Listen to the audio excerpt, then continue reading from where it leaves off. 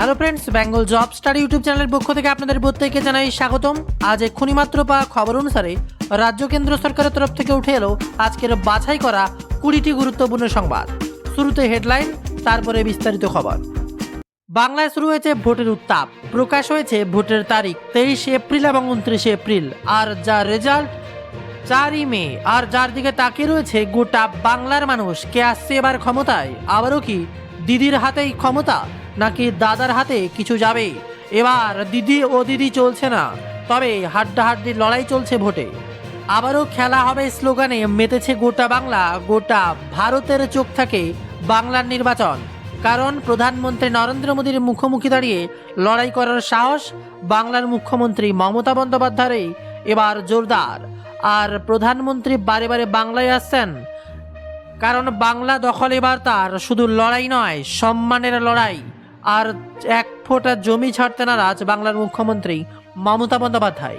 এবার দেখব গোটা বাংলায় কোথায় কেমন লড়াই চলছে। একের পর এক এলাকার বিশেষ বিশেষ গুরুত্বপূর্ণ খবর। শুরুতে হেডলাইন, আর তার সাথে বেশ কিছু গুরুত্বপূর্ণ সংবাদ বিস্তারিত, যা প্রত্যেকের জানাই একান্ত প্রয়োজন। রাজনীতির ময়দানে মমতা বন্দ্যোপাধ্যায় বরাবরই যেন এক নতুন কলকাঠি এনে দেন। আর এবারে ভোটে এক অন্যতম ভবানীপুর। আর এই ভবানীপুর থেকে কাকে ভোটে দাঁড় করাচ্ছেন জানালেন হুমায়ুন। সাংবাদিক বৈঠক করে এবার প্রার্থী তালিকা প্রকাশ। কি ঘটছে এবার বাংলায়? ভোট কাটবে নাকি এবার হুমায়ুন কবির? কি পাশা ঘোরাচ্ছেন? সম্ভবত বৃহস্পতিবার বিজেপির দ্বিতীয় দফার প্রার্থী তালিকা প্রকাশ হবে। দিল্লিতে চলছে জোর কদমে বৈঠক। আর এদিকে প্রার্থী ঘোষণার পরে দিকে দিকে অসন্তোষ, ক্ষোভ বিজেপি এবং সিপিএমের মধ্যে।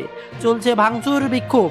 প্রার্থী না করায় আমি বেঁচে গেছি, প্রয়োজনে দল থেকে অবসর নেব, টিকিট না পেয়ে ক্ষুব্ধ পূর্বস্থল উত্তরের তৃণমূল বিধায়ক। যেন এবার ভোট নিয়ে তোলপাড় যেমন চলছে, তেমনই এবার কে হবে এবছর ভোটের প্রার্থী, তৃণমূল নাকি বিজেপি? পশ্চিমবঙ্গে কে জিতবে? ইঙ্গিত এবার দিল্লির শীর্ষ কংগ্রেস নেতা। পিছিয়ে রাখলেন নিজের দলকেই নাকি? উঠে এলো বিরাট খবর। বড় খবর সামনে। ভবানীপুর থেকে কাকে ভোট দাঁড় করাচ্ছেন জানালেন হুমায়ুন কবির। সাংবাদিক বৈঠক করে এবার প্রার্থী তালিকা ঘোষণা করতেই চক্ষু চড়ক গাছ সবার। ভবানীপুরের নন্দীগ্রামের প্রার্থী যেন এবার গোটা বাংলার নজর, আর সেই দুই জায়গায় প্রার্থী দেবেন। বাংলার ভোটের দাওমা ইতিমধ্যে সম্পূর্ণ তালিকা প্রকাশ করে ফেলেছে বাম এবং তৃণমূল। এছাড়া একাধিক সিটের প্রার্থীর নাম প্রকাশ করেছে বিজেপিও। আর এবার 18ই মার্চ প্রার্থী তালিকা প্রকাশ করলেন ভবানীপুরের বিধায়ক হুমায়ুন কবির। আর এই তালিকা প্রকাশের সময় সাংবাদিক বৈঠক থেকে তিনি আক্রমণ করেন পশ্চিমবঙ্গের মুখ্যমন্ত্রী তথা মাননীয় মুখ্যমন্ত্রী মমতা বন্দ্যোপাধ্যায়কে সরাসরি। এবারের নির্বাচনে মোট 182টি আসনেই প্রার্থী দেবে আম জনতা উন্নয়ন পার্টি, এমনই ঘোষণা করলেন হুমায়ুন কবির।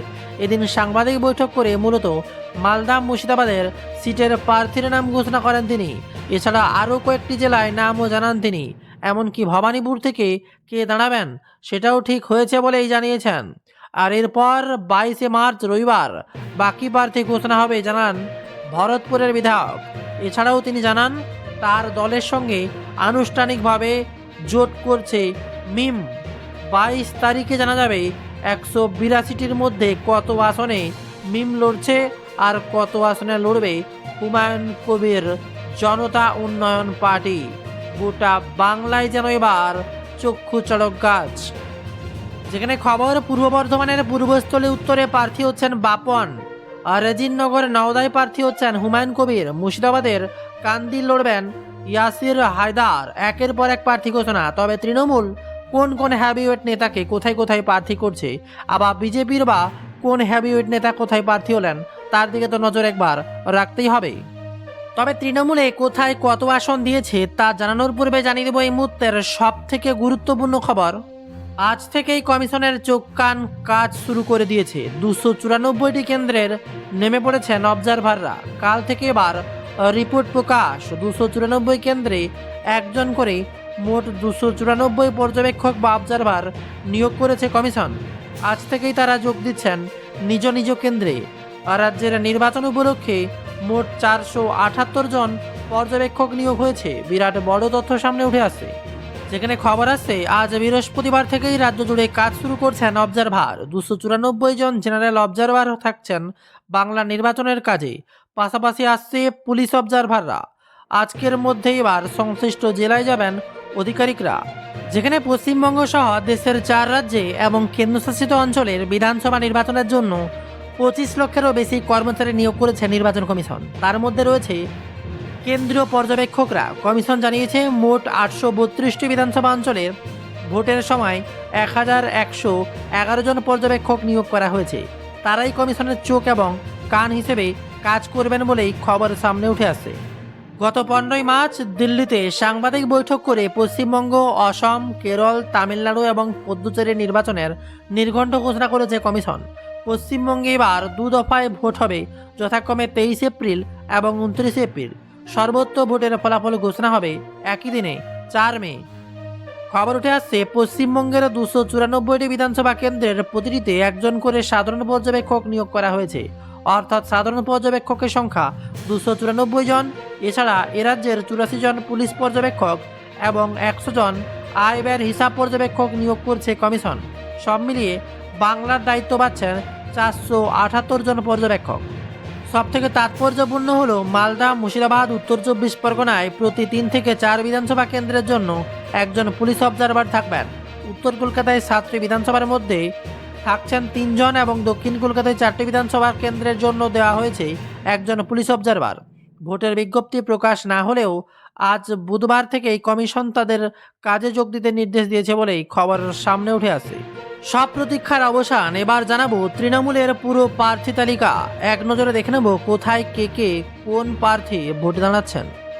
যেখানে মূলত 2021 সালের নন্দীগ্রাম থেকে লড়েছিলেন মমতা বন্দ্যোপাধ্যায়, শুভেন্দু অধিকারীর কাছে পরাজয় হয়েছিলেন। ভবানীপুর কেন্দ্রে জয়ী হন তিনি।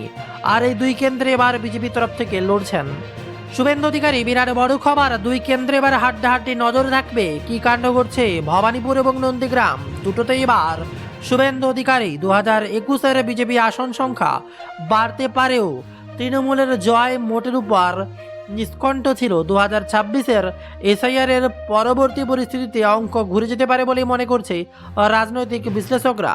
তবে জয়ের ব্যাপারে যথেষ্ট আত্মবিশ্বাসী মমতা বন্দ্যোপাধ্যায়, অভিষেক বন্দ্যোপাধ্যায়, সুব্রত বক্সিকে পাশে নিয়ে তালিকা প্রকাশ করলেন মমতা। দার্জিলিংয়ের 3টে সিটে লড়বে তৃণমূল, কিন্তু এবারে তা বদল। এই 3টে সিট দেবে অনিত থাপার দল, লড়বে বলে জানিয়েছেন মমতা বন্দ্যোপাধ্যায়। বাকি 291টি আসনে প্রার্থী তালিকা ঘোষণা করেছেন তৃণমূল কংগ্রেস। 50-এর বেশি মহিলা প্রতিনিধি রয়েছে তালিকায়।